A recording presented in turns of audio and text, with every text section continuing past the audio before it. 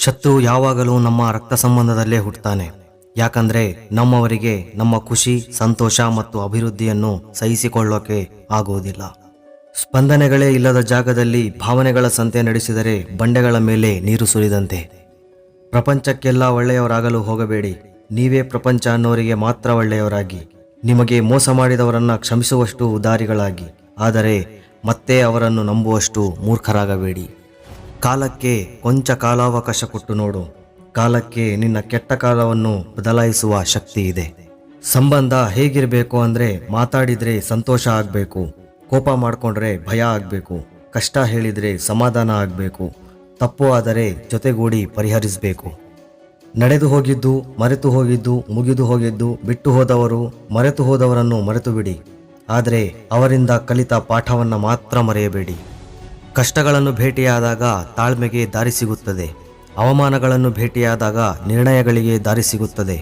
ಹಸಿವನ್ನು ಭೇಟಿಯಾದಾಗ ಅನ್ನದ ಬೆಲೆ ಗೊತ್ತಾಗುತ್ತದೆ. ಸೋಲನ್ನು ಭೇಟಿಯಾದಾಗ ಗೆಲುವಿನ ದಾರಿ ಸಿಗುತ್ತದೆ. ಏನಾಯಿತು, ಯಾಕಾಯಿತು, ಹೇಗಾಯಿತು ಅನ್ನೋದು ಜೀವನವಲ್ಲ. ಏನೇ ಆಗಲಿ, ಯಾರೇ ಆಗಲಿ, ಹೇಗೆ ಆಗಲಿ, ಗಟ್ಟಿ ಮನಸ್ಸಿನಿಂದ ಮುಂದೆ ಸಾಗುವುದೇ ಜೀವನ. ದೇಹವನ್ನು ಹಣಕ್ಕಿಂತ ಹೆಚ್ಚಾಗಿ ಚೆನ್ನಾಗಿ ರಕ್ಷಿಸಿಕೊಳ್ಳಬೇಕು. ಯಾಕಂದರೆ ದೇಹವು ಹದಗೆಟ್ಟ ನಂತರ ಕೇವಲ ಹಣದಿಂದ ಅದನ್ನು ರಕ್ಷಿಸೋಕೆ ಸಾಧ್ಯವಿಲ್ಲ. ಅರ್ಥ ಮಾಡ್ಕೋ ಅಂತ ಯಾರನ್ನು ಬೇಡಿಕೊಳ್ಳುವ ಅವಶ್ಯಕತೆ ಇಲ್ಲ. ಅವಶ್ಯಕತೆ ಇದ್ದರೆ ಅವರೇ ಅರ್ಥ ಮಾಡ್ಕೋತಾರೆ. ಕ್ಷಮಿಸು ಎಂಬ ಶಬ್ದ ತಪ್ಪು ಮಾಡಿದಾಗ ಬಳಸಬೇಕೇ ಹೊರತು ವಿಶ್ವಾಸದ್ರೋಹ ಮಾಡಿದ ಸಂದರ್ಭದಲ್ಲ. ಜೊತೆಗೆ ಇದ್ದವರು ಮೋಸ ಮಾಡಲ್ಲ ಅನ್ನೋ ನಂಬಿಕೆಯಿಂದ ನಾವು ಅವರ ಹತ್ರ ಎಲ್ಲವನ್ನೂ ಹೇಳಿಕೊಳ್ತೇವೆ.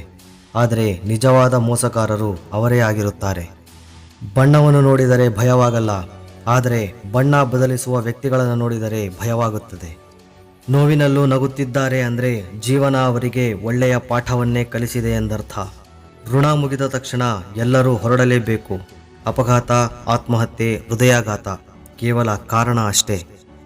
ನಮ್ಮ ಬದುಕಲ್ಲಿ ಸಮಯ ಬದಲಾಗುತ್ತೋ ಇಲ್ವೋ ಗೊತ್ತಿಲ್ಲ, ಆದರೆ ನಮ್ಮ ನಡುವೆ ಇರುವ ಜನರ ಮನಸ್ಸು ಮಾತ್ರ ಕ್ಷಣ ಕ್ಷಣಕ್ಕೂ ಬದಲಾಗುತ್ತಲೇ ಇರುತ್ತದೆ. ನಂಬಿಕೆಗಿಂತ ಸಂದೇಹವೇ ಹೆಚ್ಚಾದರೆ ಯಾವ ಸಂಬಂಧವೂ ಉಳಿಯುವುದಿಲ್ಲ. ಆದರೆ ಸಂದೇಹದ ನಡುವೆ ನಂಬಿಕೆ ಗಟ್ಟಿಯಾದರೆ ಯಾವ ಮನಸ್ಸು ಮುರಿಯುವುದಿಲ್ಲ. ಹಣ ಇದ್ದ ಕಡೆ ನೆಮ್ಮದಿ ಇರಲ್ಲ, ನೆಮ್ಮದಿ ಇದ್ದ ಕಡೆ ಹಣ ಇರಲ್ಲ. ಈ ಎರಡೂ ಸಿಗೋ ಅಷ್ಟರಲ್ಲಿ ನಾವೇ ಇರಲ್ಲ. ಮನಸ್ಸಿಗೆ ಮದವೇರಿದಾಗ ಸ್ಮಶಾನದಲ್ಲಿ ತಿರುಗಾಡಿ ಬರಬೇಕಂತೆ. ಯಾಕಂದರೆ ಅಲ್ಲಿ ನಾನು ನನ್ನಿಂದಲೇ ಎಂದು ಹೇಳಿದ ಎಷ್ಟೋ ಜನ ಮಣ್ಣಾಗಿರೋದು ಕಾಣಿಸುತ್ತೆ. ಎಷ್ಟೇ ಕಷ್ಟ ಬಂದರೂ ನಿನಗೆ ಬೆಲೆ ಇಲ್ಲದ ಕಡೆ ನೆಲೆಯಾಗಬೇಡ. ಸುಳ್ಳು ಹೇಳಿ ಬದುಕುವಷ್ಟು ದಿನ ಎಲ್ಲರೂ ಜೊತೆಯಾಗಿರುತ್ತಾರೆ. ಒಮ್ಮೆ ಸತ್ಯ ಹೇಳಲು ಆರಂಭಿಸಿದರೆ ಸಾಕು, ಎಲ್ಲರೂ ದೂರವಾಗಿ ಬಿಡುತ್ತಾರೆ. ಇದೇ ನಿಜವಾದ ಪ್ರಪಂಚ.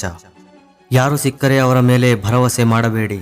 ಜನರು ಆರಂಭದಲ್ಲಿ ಒಂದು ತರಹ, ನಂತರ ಮತ್ತೊಂದು ತರಹ ಇರುತ್ತಾರೆ. ಇದು ಬಹಳ ಚೆನ್ನಾಗಿ ನೆನ್ಪಿಟ್ಕೋ.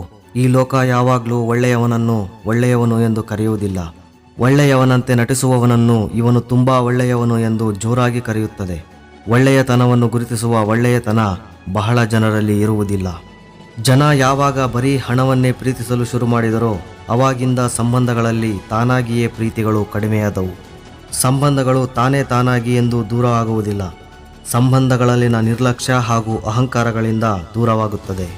ನಾವು ಯಾವ ದೀಪ ಆರಬಾರದೆಂದು ನಮ್ಮ ಕೈಗಳನ್ನು ಅಡ್ಡ ಇಟ್ಟು ರಕ್ಷಣೆ ಮಾಡುತ್ತೇವೋ, ನಿಜಕ್ಕೆ ಅದೇ ದೀಪ ನಮ್ಮ ಕೈಗಳನ್ನು ಸುಡುತ್ತದೆ. ಅದೇ ಥರ ಕೆಲವು ಜನ ಕೂಡ ಅದೇ ತರಹ ನಾವು ಅವರ ಮೇಲೆ ಎಷ್ಟೇ ಪ್ರೀತಿ ತೋರಿಸಿದರೂ ಸಮಯ ಬಂದಾಗ ಅವರು ತಮ್ಮ ಬುದ್ಧಿ ತೋರಿಸುತ್ತಾರೆ. ಎಲ್ಲರ ಜೊತೆಯಲ್ಲಿ ಇರು, ಎಲ್ಲರಂತೆ ನಗುತ್ತಾ ಇರು. ಅಷ್ಟು ಬಿಟ್ಟರೆ ಎಲ್ಲರೂ ನಮ್ಮವರೆಂದು ಹೆಮ್ಮೆ ಪಡಬೇಡ. ನಟನೆಯಿಂದ ಕೂಡಿದ ಮನುಷ್ಯನ ಪ್ರೇಮ ವಿಷಕ್ಕಿಂತ ಅಪಾಯಕಾರಿ ಎಂದು ಮರೆಯಬೇಡ.